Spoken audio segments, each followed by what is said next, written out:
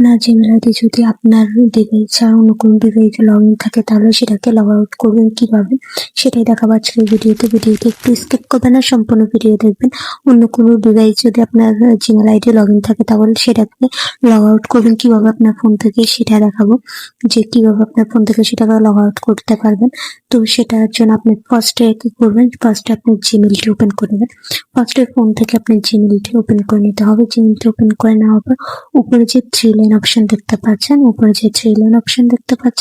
এই থ্রি লাইনে ক্লিক করে দিবেন। থ্রি লাইনে ক্লিক করে দেওয়ার পর একটু নিচে দিকে স্ক্রল করলে একটা অপশন দেখতে পারবেন সেটিংস নামে, সেটিংস এর মধ্যে ক্লিক করে দেবেন।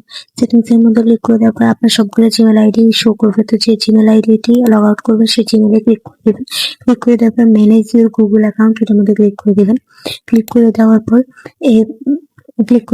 একটু লোডিং নেবে। লোডিং নেওয়ার পর আপনি একটু নিচের দিকে স্ক্রল করে একটা অপশন দেখতে পাবেন সিকিউরিটি সাইন ইন নামে এই অপশনে ক্লিক করে দেবেন। ক্লিক করে দেওয়ার পর একটু নিচের দিকে স্ক্রল করলে একটা অপশন দেখতে পাবেন, একটু নিচের দিকে স্ক্রল করে একটা অপশন দেখতে পাবেন, সেটা হচ্ছে যে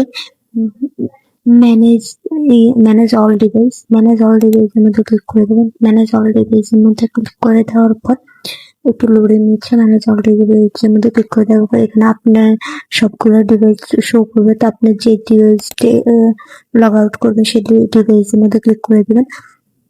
আপনার ব্যতীত অন্য যে ডিভাইস এর মধ্যে লগ আউট থাকবে সেই ডিভাইসের উপর ক্লিক করে দেবেন। ক্লিক করে দেওয়ার পর এখানে আপনার স্ক্রিনে লকটি শো করবে। লকটি চাইবে, তো লকটি দেওয়ার পর এখানে সাইডে যে সাইন আউট নামের লেখাটি আছে এটার মধ্যে ক্লিক করে দেবেন।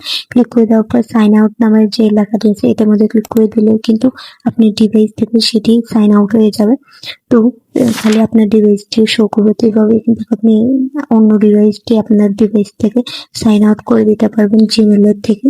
তো এই ভিডিওটি ভালো লাগে চ্যানেলটি সাবস্ক্রাইব করে দিবেন, ফেসবুক থেকে থাকলে ফলো দিয়ে রাখবেন।